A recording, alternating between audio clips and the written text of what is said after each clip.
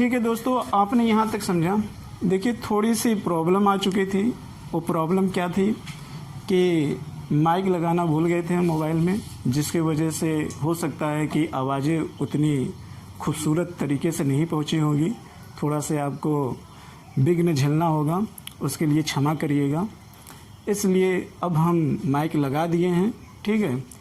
हालांकि वो गलती नहीं कह सकते हैं, वो भूल थी, क्योंकि गलती अहंकार का प्रतीक होती है कहीं न कहीं, और भूल जो होती है वो कहीं न कहीं अपने आप में भूल ही कहलाती है, ठीक है। गलती को पश्चाताप करने का मौका नहीं दिया जा सकता है, बल्कि भूल को पश्चाताप करने का मौका दिया जा सकता है। तो हम उम्मीद कर सकते हैं कि आप मुझे क्षमा कर दिए होंगे।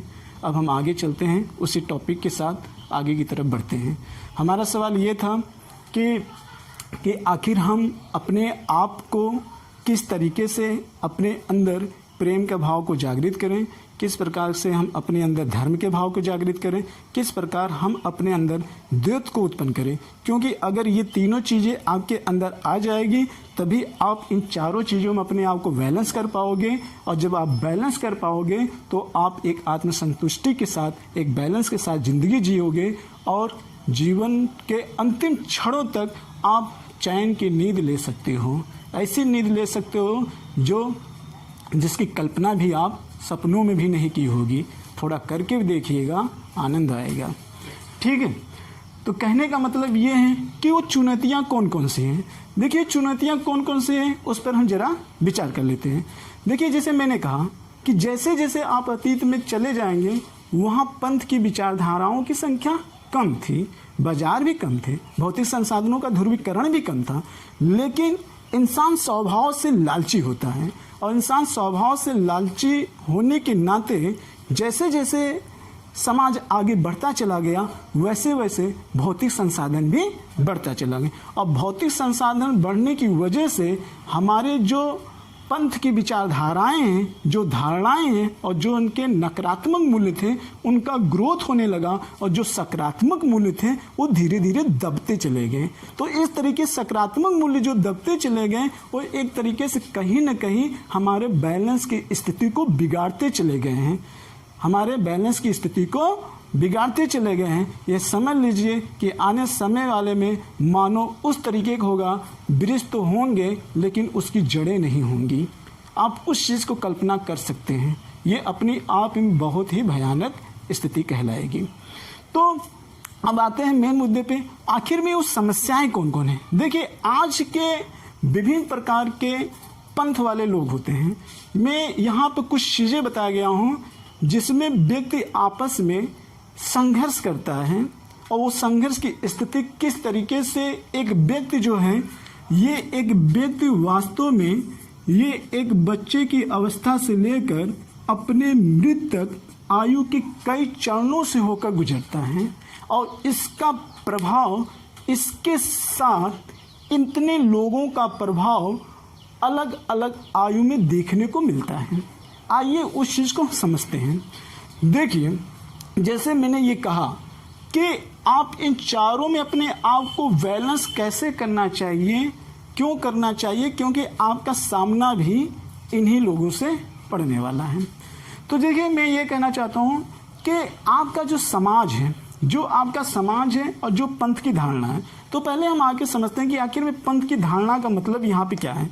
देखिए हमारा जो भारतीय समाज है, जो मेरा भारतीय समाज है, और जैसा कि मेरे चैनल का नाम भी है ड्रीम ऑफ भारत, मैं अपने चैनल के माध्यम से एक तरीके से मैं एक ऐसा भारत का निर्माण करना चाहता हूँ जो केवल शब्दों में संरचनात्मक रूप से अखंड भारत न कहा जाए, बल्कि वो प्रकार्यात्मक रूप से भी होना चाहिए। यानी कहने का मतलब कि तन के साथ साथ मन भी मिलना चाहिए, दिखावा नहीं होना चाहिए, ओरिजिनलिटी होनी चाहिए।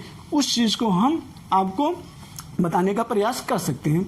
देखिए हमारे भारतीय संविधान की प्रस्तावना में एक तरीके से जितने भी शब्द कहे गए हैं, उस शब्द का एक ही मतलब है कि हमारा जो भारत होना चाहिए वह अखंड भारत होना चाहिए, शांत भारत होना चाहिए, बंधुत्व वाला भारत होना चाहिए, भाईचारे की भावना होनी चाहिए उसमें। लेकिन आज की जो स्थितियां हैं, जो पंथ इतने ज़्यादा आपके पंथ हैं क्या ये वास्तविक रूप से आपको पूरी तरीके से दिखाई दे रही हैं? क्या पूरी तरीके से आपको दिखाई दे रही हैं? हमने तो अतीत से संबंधित और वर्तमान को देखते हुए हमारे संविधान निर्माताओं ने वो सारी विचारधारा तो अपना ली है, लेकिन क्या जिस सोच के आधार पर जो चीजें लागू की गई हैं, क्या आप उसको मानते हैं कि वो पूरी तरीके से क्रियान्वयन है?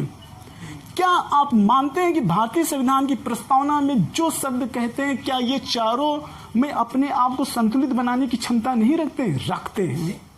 लेकिन व्यक्ति क्या होता है कि इंडिविजुअली रूप से सिर्फ अपने में ही उलझ के रह जाता है और ना तो इसमें जा पाता है, ना तो इसमें जा पाता है, ना तो इसमें जाता है। अगर ये इन सब में बैलेंस कर जाता तो आज भारत में जो असमानताएं देखने को मिल रही हैं, आज भारत में जो सतत विकास की आप बात कर रहे हो, जो रूपांतर जनित की विकास की बात कर रहे हो, ये सारे शब्दों का प्रयोग इतना ज़्यादा नहीं करना होता, इतना ज़्यादा आपको नहीं करना होता। ये सारे शब्दों का प्रयोग करना इस बात को स्पष्ट करता है कि कहीं न कहीं आपने वो सारी खामियां इस समय पैदा की हुई है, जिसके वजह से हमारा अखंड भारत शब्द होने के बावजूद भी प्रकार्यात्मक रूप से कहीं न कहीं खोखला दिखाई पड़ता है और ये आए दिन कहीं न कहीं समस्याएं उठती रहती हैं। तो आइए हम चर्चा उड़ते हैं। हालांकि ये सारी चीज़ें हम आपको जब सिविल की क्लासेस चलाएंगे तो उसमें डिटेल से सैद्धांतिक बातों को लेके चलेंगे, लेकिन यहाँ पे जो मेरी क्लासेज हैं वो सिर्फ मोटिवेशनल के रूप में है, इसलिए हम ज़्यादातर सैद्धांतिक बातों में या किताबी बातों में न जाकर हम सिर्फ आपको अभी तक मोटिवेशनल तक रखना चाहते हैं। वो मोटिवेशनल क्लासेज जो आप व्यवहारिक जीवन जी रहे हो। और ये जो वीडियो है ये सिर्फ सिविल सेवकों के लिए नहीं है, ये वो सभी युवाओं व भारतवासियों एवं विश्व में भी रहने वाले लोगों के लिए है जो ये सोचते हैं कि हम अच्छा बनना चाहते हैं परंतु अच्छा बन नहीं पाते हैं। उसके पीछे क्या कारण है, उसी कारणों का सारा अवलोकन करके आपके सामने मैं प्रस्तुत करना चाहता हूँ, ताकि आपको जीवन में कभी भी कहने का ये न मौका मिले कि हमने इस चीज़ को कभी सुना नहीं, हमने इस चीज़ को कभी जाना नहीं। और हमारे जीवन का सबसे पहला जो लक्ष्य है वो यही है कि ज़्यादा से ज़्यादा खुद अपने आप को मोटिवेशनल करने के लिए, वायरसों बाहर के वायरस को लड़ने के लिए अपने अंदर एंटीवायरस बनाना, ताकि हम एक तरीके से प्रेरणात्मक के स्रोत बन सकें जो खुद चमके और दूसरे को भी चमकाएं, चाहे वह किसी भी स्थिति और परिस्थिति में जीता रहे। क्योंकि मोटिवेशनल एक वो क्लासेज है जो किसी भी व्यक्ति में वह आत्मबल जागृत कर देती है जो व्यक्ति हर परिस्थिति में अपने अंदर लड़ने की ताकत पैदा कर लेता है। ऐसा मेरा अपना व्यक्तिगत मानना है। आपका क्या मानना है इस पर कमेंट करके मुझे बताइएगा, मुझे खुशी होगी। ठीक है, आइए तो हम देखते हैं। देखिए, बच्चे के जब बच्चा पैदा होता है तो वो पहले उसका संसार उसके माँ का गर्भ ही होता है। आपने इस चीज़ को सुना होगा, उसका वही संसार होता है। संसार का मतलब ये होता है आपका संसार क्या है।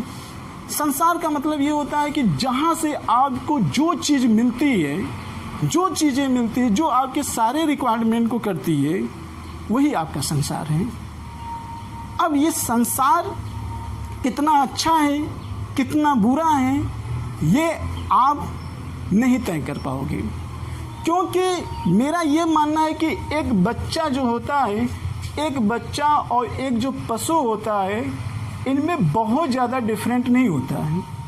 कारण ये होता है कि बच्चा जो शुरुआती में होता है वो अबोध होता है, इसलिए बच्चे की हुई प्रारंभ में हर गलती को माफ़ कर देना चाहिए, क्योंकि वो अबोध होता है। अबोध का मतलब ये है कि उसको अभी वो सारे सामाजिक या वैज्ञानिक चीज़ों का अनुभव नहीं हुआ है, उसको उस चीज़ का ज्ञान नहीं है, क्या सही है क्या गलत है।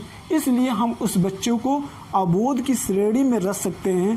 ठीक है, वो अबोध की श्रेणी में उसको बोध नहीं हुआ है। लेकिन जब यही बच्चा समाज में आता है, समाज में आता है और समाज का प्राथमिक समाज जो परिवार कहलाता है, वहाँ पे वो बच्चा आता है, तो वहाँ पर समाज के जो दो खंड इस समय दिखाई देते हैं, एक आपको प्रत्यक्ष समाज दिखाई देता है, प्रत्यक्ष समाज, और एक दूसरा होता है अप्रत्यक्ष समाज होता है, अप्रत्यक्ष समाज होता है। तो बच्चे का जो पहला लालन पालन एवं पोषण होता है वो प्रत्यक्ष समाज में होता है, और वो प्रत्यक्ष समाज जो होता है उसका प्राथमिक समाज होता है, और उसका प्राथमिक समाज जो होता है वो उसका परिवार होता है। उसका क्या होता है? परिवार होता है। क्लियर? यहाँ तक बातें क्लियर? ये इसका परिवार होता है। अब परिवार में रहने वाले किस प्रकार के पंथ के लोग हैं, किस प्रकार की विचारधारा के लोग हैं, किस प्रकार का उनका एजुकेशनल है, ये बच्चा उनसे वो चीज़ सीखता है और उसी चीज़ को वो अच्छा मानता चला जाता है। इसका ये प्रभाव होता है। फिर जैसे बच्चा बढ़ता है तो अप्रत्यक्ष समाज में आता है। अप्रत्यक्ष समाज में कहीं ना कहीं वो धीरे धीरे, हालांकि परिवार में पड़ोस और रिश्तेदार ये सब प्राथमिक समाज में ही आएंगे। ठीक है, इस पर भी आगे हम चर्चा करेंगे। अब प्रत्यक्ष समाज का मतलब जब बच्चा बड़ा होता है तो उसका एक दूसरा जीवन स्टार्ट होता है उसके आयु के जीवन में, वह होता है गुरुकुल। गुरुकुल में जाता है तो उसका संबंध गुरु से होता है, शिक्षकों से होता है, वहाँ के सहपाठियों से होता है। तो वह जो बच्चा होता है, अब वो बच्चा ना होकर अब वो बालक से धीरे धीरे किशोरावस्था में पहुंच जाता है। इस तरीके से किशोरावस्था से एक दिन वह किसी संगठन का हिस्सा हो जाता है, और संगठन के हिस्से के साथ साथ वो मैच्योरिटी को प्राप्त कर लेता है। लेकिन जो ज़्यादातर चीज़ें सीखने की होती है, तो मैं ये मान सकता हूँ कि अगर आपने जो ज़्यादा से ज़्यादा चीज़ें सीख सकते हैं वो 25 वर्ष की आयु में ही सीख लेते हैं। क्योंकि 25 वर्ष की आयु में जो चीज़ें आपने धारणा बना ली है वो धारणा आगे चलकर समाप्त करना बड़ा ही मुश्किल हो जाता है। क्योंकि वहाँ पर उस स्तर आ जाने पर वो धारणा इतनी मजबूत इसलिए हो जाती है कि जो सदियों से आपने संस्कारों में तब्दील कर लिया है, चाहे वो धारणा सकारात्मक हो चाहे नकारात्मक हो, वो आपकी आदत बन जाती है, और आदत रूढ़ियाँ में तब्दील हो जाती है, और रूढ़ियाँ संस्था में तब्दील हो जाती है, और वही संस्था को आप कानून मान लेते हो, उसी को अच्छा समझते हो, किसी की बात सुनने के लिए तैयार नहीं होते, हठवादी हो जाते हो। लेकिन कहीं न कहीं आपको इस बात का हमेशा एहसास रहता है कि हमारे अंदर आत्मसंतुष्टि की भावना उत्पन्न नहीं हो रही है। तो कहने का मतलब ये है, ये आपके अंदर ये भ्रम की स्थिति है। तो ये भ्रम की स्थिति मेरा मानना है किशोर अवस्था में ही बच्चों में तोड़ देना चाहिए, जो आज हमारे भारतीय समाज में भ्रम की स्थिति बनी हुई है। इसके लिए मुझे एक अनुकूल वातावरण चाहिए, एक सत्संग की अवस्था होनी चाहिए, एक अच्छे मित्र की आवश्यकता होनी चाहिए, एक अच्छे गुरु की अवस्था होनी चाहिए, एक अच्छे माँ बाप एवं पिता की अवस्था होनी चाहिए, आसपास के अच्छे लोग होने चाहिए। तभी इस बच्चे का निर्माण जो होगा वह एक तरीके से देवत्व के रूप में होगा, एक तरीके से धर्म के रूप में होगा, प्रेम के रूप में होगा, और यही बच्चा देश का एक सच्चा नागरिक बनेगा।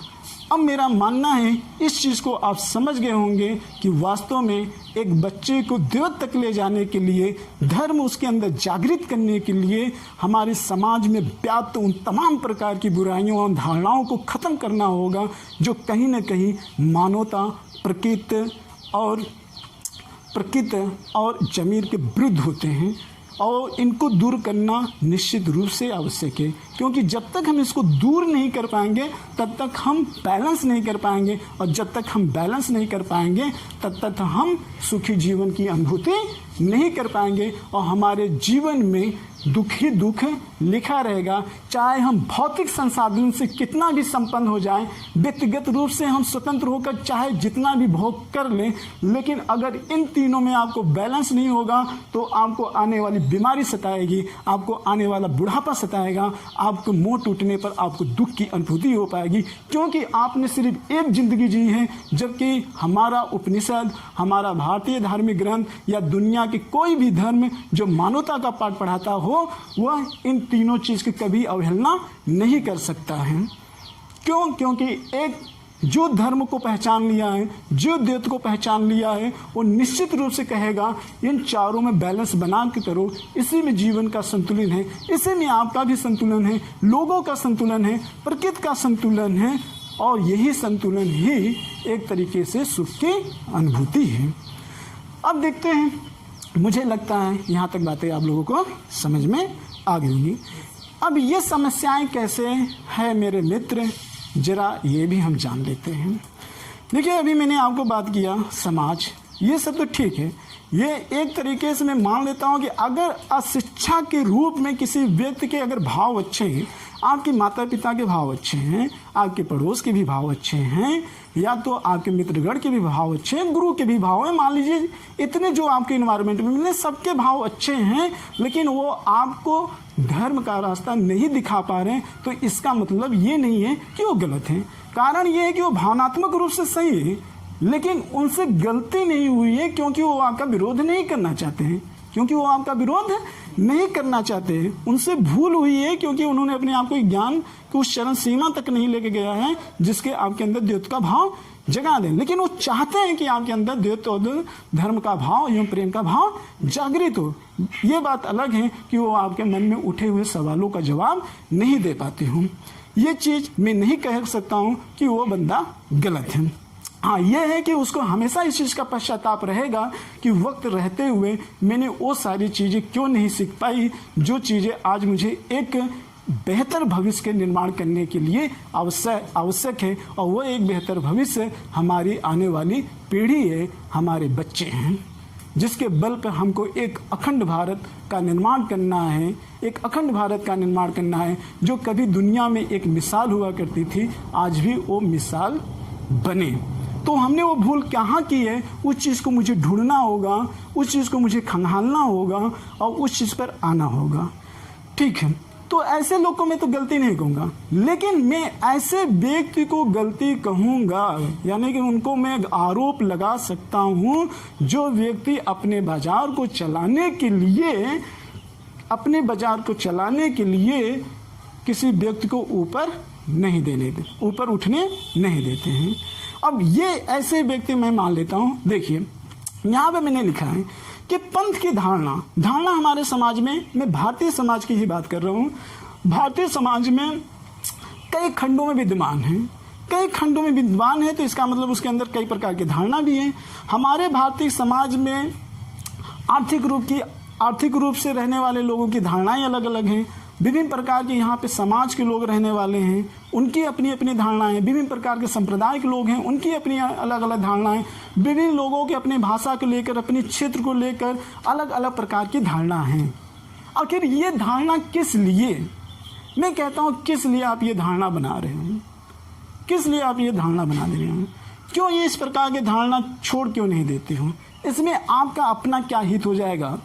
जब पूरा भारत ही अच्छा नहीं होगा तो आप अपना कितना अच्छा हित कर लोगे? जब परिवार का मुखिया ही अच्छा नहीं होगा तो फिर बच्चे कैसे सुखी रह सकते हैं? इसलिए बच्चों को ये जरूरी है कि वह मुखिया को भी संतुलित बनाने का कार्य करें, वो मुखिया बनाने का संतुलित कार्य करें।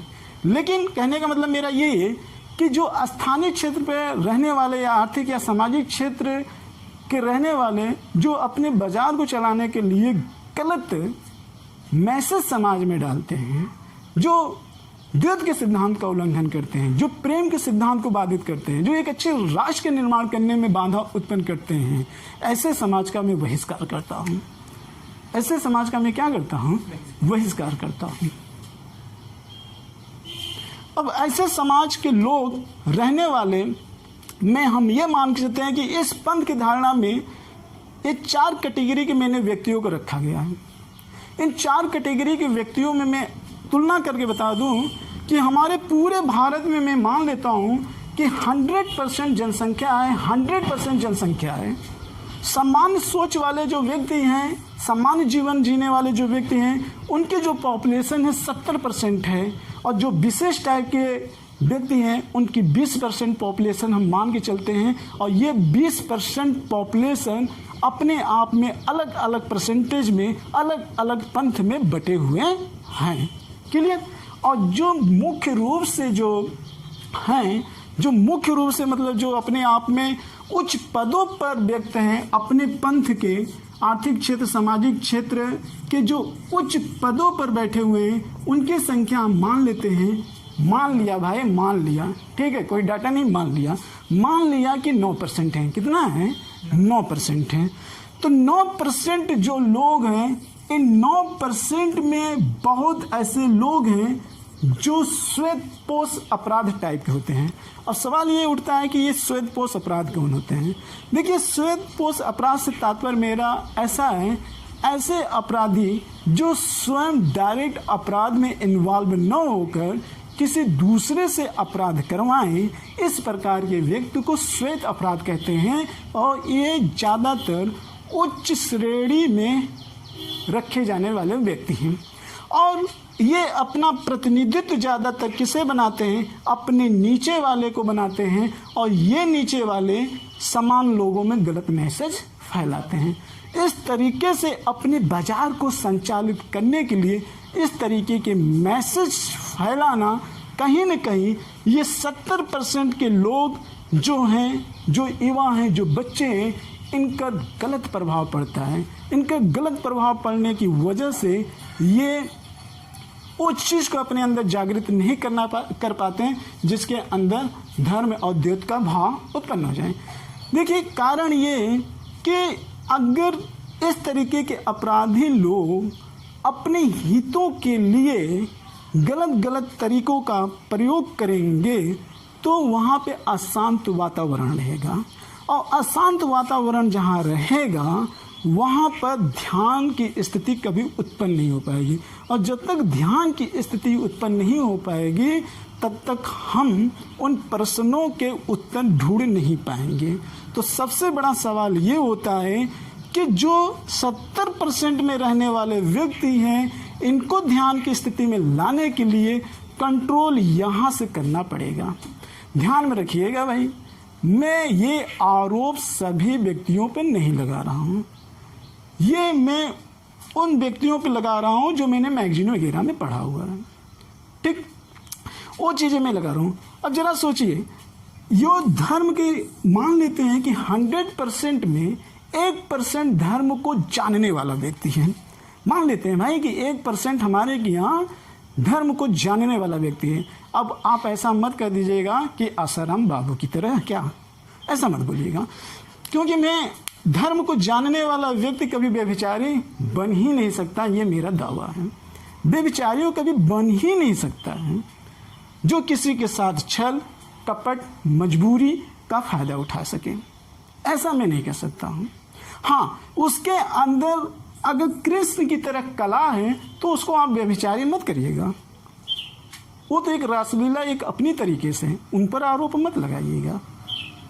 उनको समझने के लिए आपको भी उतनी कला की जरूरत होनी पड़ेगी। अफवाहों के चक्कर में मत पड़कर आप किसी उच्च कोटि के व्यक्ति पर आरोप लगाइएगा, ठीक। हाँ, अब सवाल यहाँ पे देखते हैं, जो आपको मैं मेन बात बताने जा रहा हूँ, जरा वो भी आप जरा सुनिएगा। सवाल ये होता है कि आखिर में ये आपराधिक विचारधारा आते कैसे हैं भाई, आते कैसे हैं? कौन इसको उत्पन्न किया गया है? कैसे उत्पन्न हुआ गया है? क्या ये भौतिक संसाधन ज़्यादा से ज़्यादा आ जाने के बाद उत्पन्न हुआ है कि या धर्म को न जानने के कारण उत्पन्न हुआ है? आप बताइए। भौतिक संसाधन को अधिक आ जाने की वजह से उसकी प्राप्ति के लिए हुआ है कि धर्म को न जानने के लिए? बड़े चक्कर में पड़ गए होंगे यार, ये कैसा सवाल है? वास्तव में देखा जाए भौतिक संसाधन की प्राप्ति करने के लिए तो लोग एक दूसरे का खून बहाते हैं। फिर आप कहेंगे यार जो खून बहाता है क्या उसको धर्म का ज्ञान है? अब जरा आप सोचिए, यहाँ पर आप महात्मा बुद्ध की ही बात कर लीजिए या आप कबीरदास की ही बात कर लीजिए। अगर मैं कहता हूँ जो व्यक्ति अपने आप में कबीर बन जाए और जो व्यक्ति अपने आप में महात्मा बुद्ध बन जाए, तो जरा आप सोचिए क्या भौतिक संसाधनों में आने के बाद वो किसी का खून बहाएगा? क्या उसको भ्रष्ट रास्ते पे लेके जाएगा? इसका मतलब ये है कि जो श्वेतपोष अपराध हैं और जो उनके कठपुतले बने हुए हैं वो उसी समाज के से उभर के आए हैं जो किसी न किसी समाज के पंथ के द्वारा सताए गए होते हैं। इसका मतलब वो सताए गए होते हैं, और जहाँ चीज़ें सताई जाती हैं तो इसका मतलब ये होता है कि वहाँ पर उनको संभलने का मौका ही नहीं मिला, तो ये सारी भावनाएं उनके अंदर अपने आप ही आ गई। उनको पता ही नहीं था कि धर्म क्या है। मैं ये कहता हूँ कि एक बार कोई अपने आप में कबीर बन जाए, अपने आप में कोई महात्मा बुद्ध बन जाए, फिर आप उसको श्वेतपोश अपराध बना के दिखा दो, ला दो उसके अंदर तमाम प्रकार के भौतिक संसाधन, दे दो सारे प्रलोभन। मैं दावे के यकीन के साथ ठोक के कह सकता हूँ वो बंदा कभी भी अपराध की दलदल में अपने आप के कदम नहीं रखेगा वो अपना कदम, क्योंकि ये वह ज्ञान की वह चरम सीमा है जो धर्म की वास्तविकता को पहचाना है, जो किसी पंथ को नहीं जाना है, जो धर्म की वास्तविकता को पहचाना है, जो प्रेम करना जाना है, जो दूसरों में प्रेम पैदा करना जानता है, जो शांति लाने की ताकत रखता है, जो एकता जो अखंडता को स्थापित करने की ताकत रखता है। जब इसको दूसरे के अंदर शांति पैदा करने की ताकत में ही अपने आप को सबसे ज़्यादा संतुष्टि महसूस हो रही है, तो उसे भौतिक संसाधनों से क्या मतलब यार, क्या मतलब है? आप मुझे बताइए क्या मतलब है। और जो हैं, मैं टोटल भी जो अगर धर्म भ्रष्ट लोग हैं आज के समाज में, जो आज के लोग हैं, जो उम्र दराज लोग हैं, जो भ्रष्ट के दलदल में हैं, वो किसके सताए हुए हैं? वो भी तो कभी अपनी जिंदगी में बच्चा ही तो था। किसने बनाया उसको? जरा सोचो, उसको किसने बनाया? और जब वो बना तो क्या उसको संभलने का मौका कभी मिला? कभी उसको संभलने का मौका मिला? क्या वक्त ने कभी उसका साथ दिया? क्या स्थिति वो कभी प्रकट हुई? हर कोई अंगुलीमाल को महात्मा बुद्ध की प्राप्ति नहीं होती है। अगर हो जाएगी तो अंगुलीमाल भी उस दिन महात्मा बुद्ध बन जाएगा। लेकिन हाँ, अंगुलीमाल को भी इस चीज़ का एहसास होना चाहिए कि अगर हम पाप छोड़ें तो क्यों छोड़ें, इसकी भी संतुष्टि देने वाला कोई न कोई व्यक्ति इस पृथ्वी पर होना चाहिए। ठीक, मुझे लगता है ये बातें आपको अच्छी तरीके से समझ में आ गई होंगी। तो कहने का मतलब है, जो 1% लोग आज हैं, जो 1% लोग हैं, वो करना भी चाहते हैं, करते भी हैं, लेकिन सवाल ये है मित्र, सवाल तो ये है कि जो 1% रहने वाले लोग हैं, उसके आज की इतनी जनसंख्या में उसके फॉलोअरों की संख्या बहुत कम है, और जो हैं वो बाजार के फॉलोअर बहुत ज़्यादा हैं। उनका बाजार जुड़ा हुआ है, उनका वीडियो बहुत कम आप देख पाओगे, लेकिन जो 99% है उनका बाजार जुड़ा हुए हैं, वो धड़रे से आएंगे। आप जरा सोचिए कि एक व्यक्ति अकेला चल रहा हो और 99 व्यक्ति एक तरफ चल रहे हों, आपका ध्यान किधर होगा, एक पे कि 99 व्यक्ति पे? तो ज़्यादातर हमारा ध्यान 99 व्यक्तियों पर होगा। उस व्यक्ति का एक और 99 वाले व्यक्तियों पर होगा जिसके एक द्वैत का भावना उत्पन्न हो गया है, क्योंकि ईश्वर कभी पक्षपात नहीं करता है। हवाएं सबको बराबर तवज्जो देती हैं, चाहे वो किसी भी पंथ का रहने वाला हो। सूर्य सभी को किरणें देती है, नदियां सभी को पानी पीने को देती है। प्रकृति किसी भी तरह को अभेद नहीं करता है। क्यों? क्योंकि प्रकृति ही अपने आप में असली द्वैत है। वो द्वैत अपने अंदर लेकर आओ मित्र, एक बार लेकर आओ, देखो जिंदगी जीने का आनंद कैसा है। मेरा मानना है जब भी ये भाव आपके अंदर आ जाएगा, उस दिन आपकी रफ्तार किसी भी क्षेत्र में कई गुना आगे बढ़ेगी, वो भी बिना तनाव के साथ, और आप अपने लक्ष्य को यकीनन बहुत कम समय में अचीव कर पाओगे। अगर आपको कुछ कमेंट करना होगा तो करिएगा, मैं आपको प्रश्नों के उत्तर देने के लिए खड़ा हूँ। जहाँ तक मेरे ज्ञान की क्षमता होगी वहाँ तक मैं देने का प्रयास करूँगा। तो ये बात होगी। दूसरी चीज़ ये होती है कि कहने का मतलब मैंने फिर ये कहा कि ये तो आपको आगे बढ़ने के लिए रोकते हैं। कारण ये है कि ये भी समाज में जो रहने वाले व्यक्ति ये भी सताए ही लोग होते हैं, इनको भी धर्म का भाव नहीं होता है।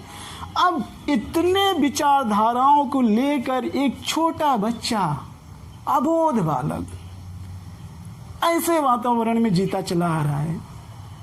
जरा उम्मीद करो उस बालक के जिसके घर में एजुकेशन न हो, उम्मीद करो उस बालक के अंदर जिसके अंदर इन्वायरमेंट की स्थिति न हो, और वो भी बच्चा सपना देख रहा है कि हम भी डीएम बने। तो बताओ ऐसे कंडीशन में वो कैसे बनेगा जहां लोग भौतिक संसाधनों की इच्छा रखते हैं और फिर दोबारा डीएम बनाने की इच्छा रखते हो। मेरी बात तो आप समझ गए होंगे, नहीं समझे होंगे तो कमेंट करना।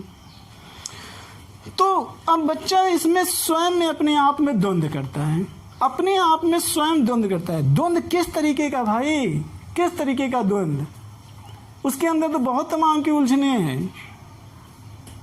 उसके लोग तो अपने हैं, लेकिन वो लोग नहीं है जो उसको वो रास्ता दिखा सके जो उसको उसकी मंजिल तक ले जा सके। अगर ऐसे रास्ते को दिखाने के लिए कोई व्यक्ति अपने व्यक्तिगत स्वतंत्रता को कुर्बान करके अगर इन तीनों को जिंदा रखना चाहता है तो उस व्यक्ति का मेरा दंडवत प्रणाम होगा। चलिए आते हैं। देखिए अब स्वयं में द्वंद्व क्या है? आंतरिक आवश्यकता। बच्चा जिस समाज में रहेगा वो उसी समाज की कल्पना करेगा, उसी का स्वप्न देखेगा, उसको वही स्वप्न दिखाई देगा। लेकिन वो समझता भी है ये अच्छा नहीं है, फिर भी स्वप्न उसके वही दिखाई देंगे। क्यों? क्योंकि सारे वायरस उसके आसपास वही घूमते हैं, तो स्वप्न भी तो उसी का आएगा कि किसी दूसरे का आएगा। अगर वो अपराधियों के बीच में रह रहा है तो क्या वो संत का सपना देखेगा? बताओ, आप बताओ। नहीं देखेगा भाई। हर व्यक्ति के अंदर तीन चीज की आवश्यकता होती है भाई, एक वासना, एक अर्थ और दूसरा मोक्ष। अब आ गए ना? यहां व्यक्ति भी अपने आप को झेलता है। एक बच्चा यहां से झेलता है, यहां से झेलता है।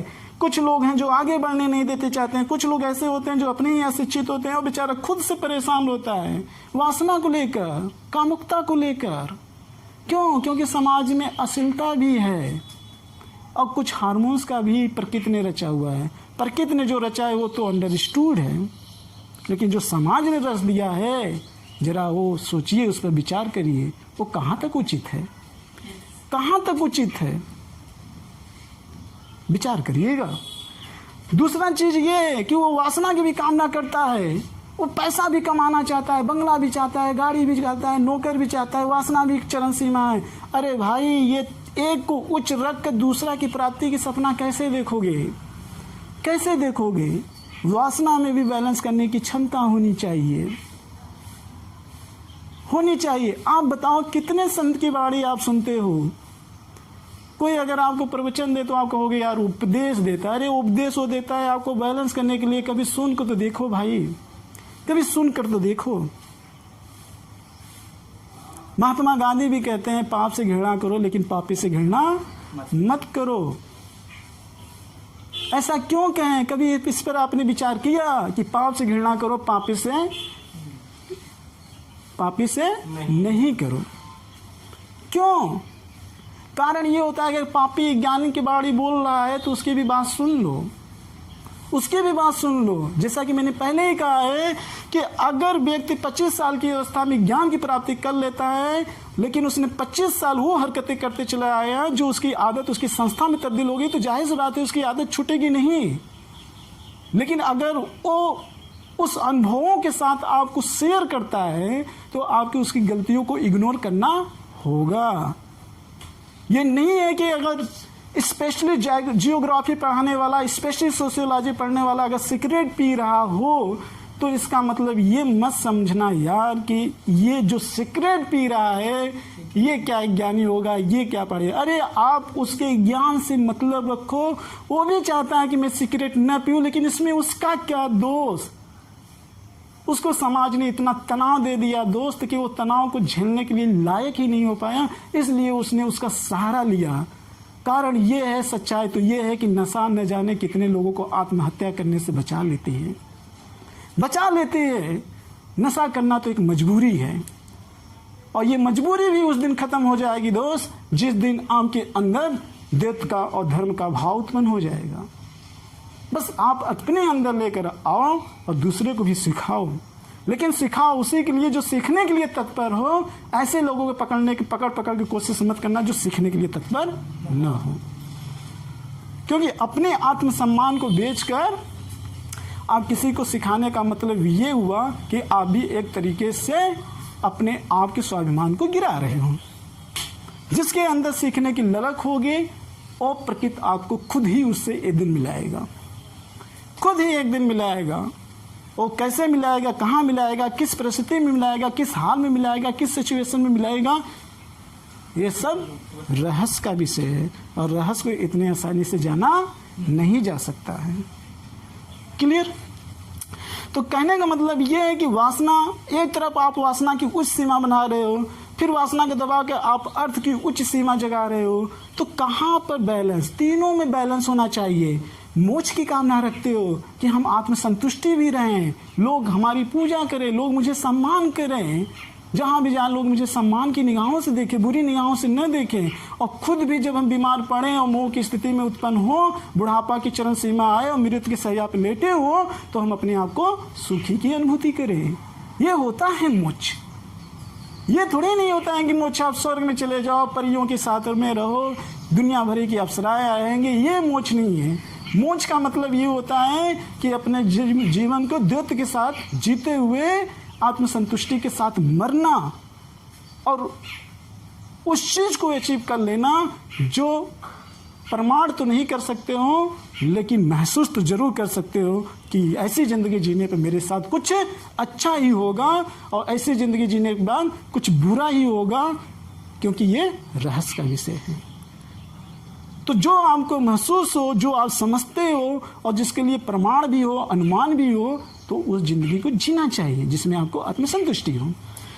तो इस चीज को लिए होना क्या चाहिए? आपके अंदर धर्म आएगा, प्रेम आएगा, दैत्य आएगा, तभी आप इसमें बैलेंस स्थापित कर पाओगे, और तभी एक अखंड भारत का निर्माण स्थापित हो पाएगा।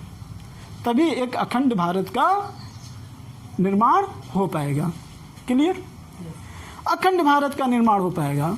और एक चीज मैं आपको बता देना चाहता हूं। अब सवाल ये होता है कि आखिर में इस चीज को अचीव क्यों किया जाए? आसान है भाई, आप पढ़ते भी हो, याद भी करते हो, लेकिन उसको थोड़ा सा गहराई से सोचो।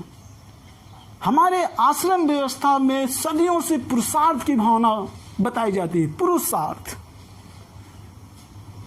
अगर वो पुरुषार्थ की भावना आ जाएगी तो इसका मतलब ये है आप संतुलन की अवस्था में आ जाओगे, क्योंकि पुरुषार्थ का मतलब ही अपने आप में देवत्व, और देवत्व का मतलब ये अपने आप में प्रेम, और प्रेम ही अपने आप में है धर्म, और जहाँ धर्म है वहाँ प्रेम है, जहाँ प्रेम है वहाँ शांति है, जहाँ पे शांति है वहाँ पे प्रगति है, जहाँ पे प्रगति है वहाँ पे सुख है। तो दोस्तों और मित्रों, इसी के साथ यहाँ तक हम अपने वीडियो की स्टॉप कर रहे हैं। अब इसके आगे की टॉपिक और इसी से जुड़े हुई आगे हम और बढ़ाएंगे। देखिए, मेरी टॉपिक कोई अलग टॉपिक नहीं है, खंडों में बांटकर पढ़ाना नहीं है, हर खंड अपने आप में जुड़े होंगे। आपको मैं एक दिन एहसास दिला दूंगा कि मेरा शुरुआत किया हुआ पहला लेक्चर और जिस दिन आखिरी लेक्चर होगा, हालांकि आखिरी लेक्चर मेरे मृत्यु के बाद ही ख़त्म होगा, लेकिन जिस दिन आखिरी लेक्चर होगा हम आपको उस समय बता देंगे कि हर चीज़ अपने आप में जुड़ी हुई है, और प्रकृति ही हमको एक इकोसिस्टम का पार्ट पढ़ाती है, और जिसने इकोसिस्टम को समझ लिया है अच्छी तरीके से, वो समझ लो धर्म को भी समझ लिया है। तो हम फिर कहना चाहेंगे, आज के वीडियो यूँ ही भी स्टॉप करते हैं, इसके आगे कल के वीडियो हम प्रारंभ करेंगे। जय हिंद, जय भारत।